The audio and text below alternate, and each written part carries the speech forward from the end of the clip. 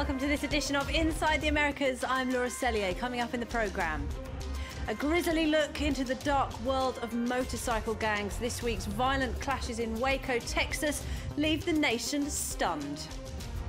Plus, after thousands of interviews with almost every famous face-going chat show legend, David Letterman is handing over to the next generation.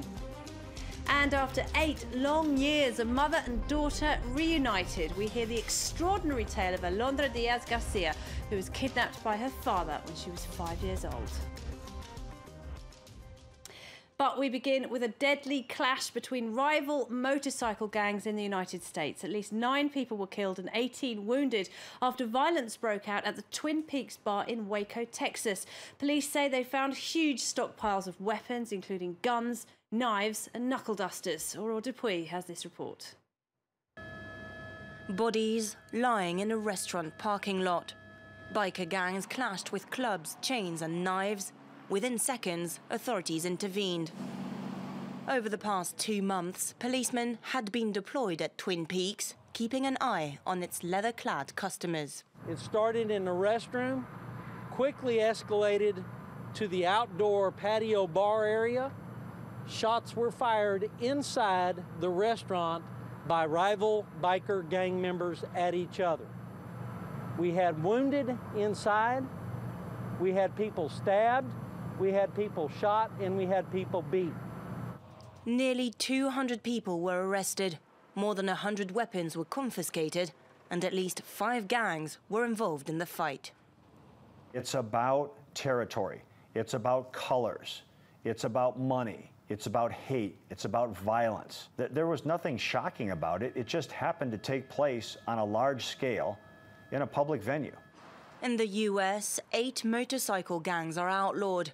The most notorious one is the Hells Angels, founded in Texas after the Second World War. It's thought to have up to 2,500 members across 27 countries. One of its bitter rivals is the Bandidos, created in the 60s. Its slogan, "Expect no mercy." According to the FBI, these 2 gangs are involved in drug trafficking and have formed alliances with different clans. Texas is a stronghold for biker gangs, but authorities say members of motorcycle clubs are not all considered a threat. There are quite a few motorcycle clubs and gangs in Texas, I think because of the weather down here and because of the sense of independence and freedom that goes hand in hand with riding motorcycles. The individuals may look menacing, but that's just part of the culture. It doesn't mean that as a group or an organization that they are involved in illegal activity. The investigation is ongoing. Bikers have been asked to stay off the streets, and police snipers have been deployed on rooftops across Waco to prevent any retaliation.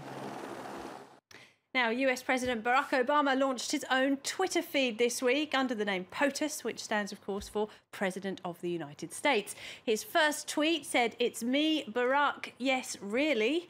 This is being billed as a new way for the president to stay in touch with voters directly. The president follows the First Lady, Bill Clinton and George Bush. However, he doesn't follow his former Secretary of State and 2016 presidential hopeful Hillary Clinton.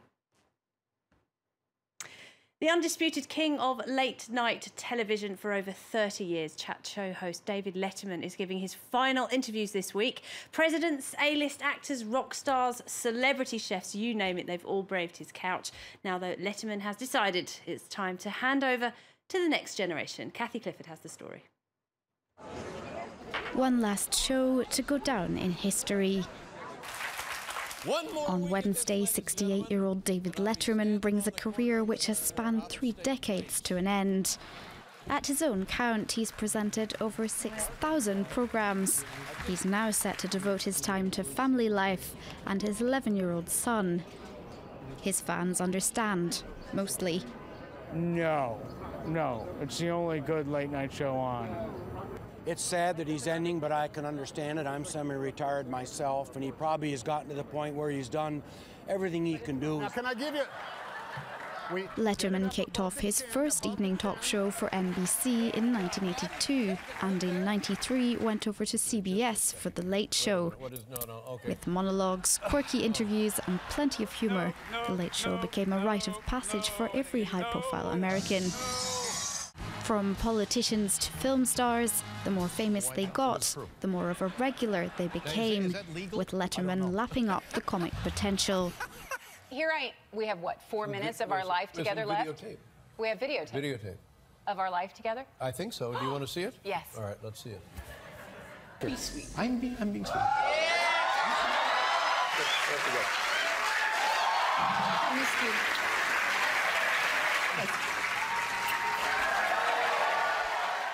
In January 2000, Letterman underwent quintuple bypass surgery. 5 weeks later, he was back on air, bringing with him his doctors as guests. He was also the first comedian back on screen after 9/11, just 6 days after the attacks. In recent years, his show has lost ground to younger competitors, more focused on social networking. Letterman's chosen his own successor, 51-year-old Stephen Colbert. Moving now to the boom in so-called maternity tourism. Companies are making hundreds of thousands of dollars by getting wealthy Chinese women to the US just in time to have their babies. Why? Well, the child automatically receives US citizenship, something the parents hope will help their children secure a place at a top American school one day. But authorities are now cracking down. They say heavily pregnant women are, of course, allowed to travel to the United States. However, it is illegal to lie about the purpose of their visit when applying for a visa. An hour away from Los Angeles, this neighborhood is filled with pregnant women. Most are Chinese nationals, not American. Hi. Speak English? Hello. Oh, no, sorry. Where are you from? Sorry, where are you from? Where are you come from? Mothers-to-be fly into the US to give birth. They come here during their last month of pregnancy, forking out up to $50,000 for the trip. For organizers, it's important to remain discreet. No, I have no comments. Go, leave. In China, several agencies have specialized in birth tourism. These websites offer a round-trip, accommodation and flights included, a visa, and the guarantee that their child will be born a US citizen. Chinese families can therefore evade the one-child policy at home and have more children in the US. From the outside, the houses in which they give birth are not recognizable. Those involved in the scheme are reluctant to speak. Trouble. It's very trouble. This woman's already got a baby boy and is now pregnant with her second child. She admits that up to 10 women can give birth here. These houses are usually packed with strollers, cradles and tubs, as shown in these pictures. US authorities have dubbed them maternity hotels. One man has agreed to talk to us. He's Chinese, lives in California legally, and runs a business based in China. He rents out this house to accommodate future mums. They will consider their baby's future education. Actually, they're really rich, actually. Yeah, many families are very rich. And also, they don't think the Chinese weather, maybe the air pollution and maybe some kind of, it's not good. Yeah, so they hope their child to be international. The trend upsets many Californians. In 3 years, the number of births went up from 1,000 to 20,000 every year.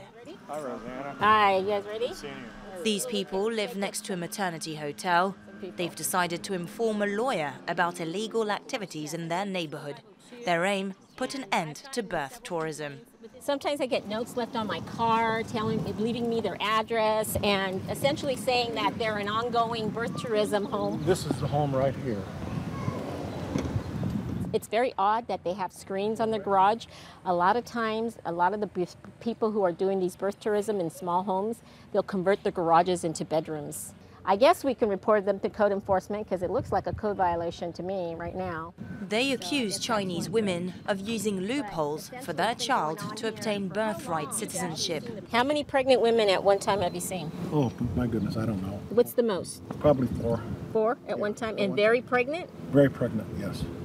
A dozen homes have recently been raided. Under the law, pregnant women cannot lie about the purpose of their trip when applying for a visa.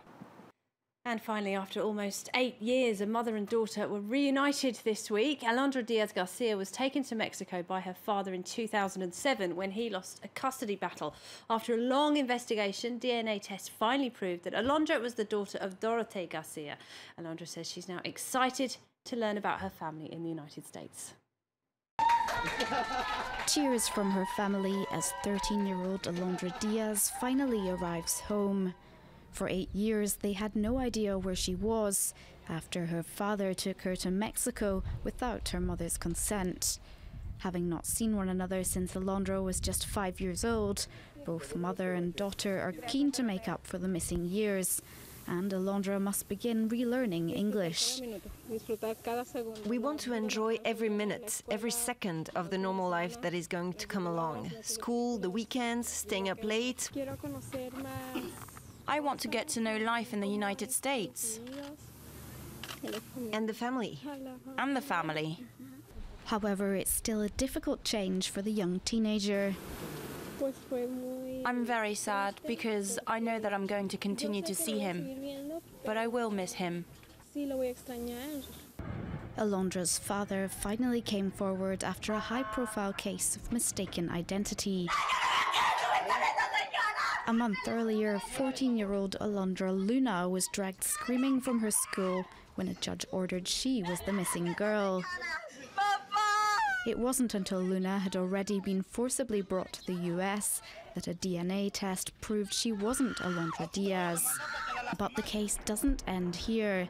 Luna's family travelled to demand an explanation from the judge, who refused to see them. Alondra Garcia says she mistook the girl for her daughter because of a similar scar. She's now the target of blame from Luna's family. It's Dorothea's fault that I was attacked. I have been told so many things. I was told it was my fault, and that's not right. The family now say they'll be taking legal action. Well, that's it for this edition of Inside the Americas. Many thanks for watching. Until next time, goodbye.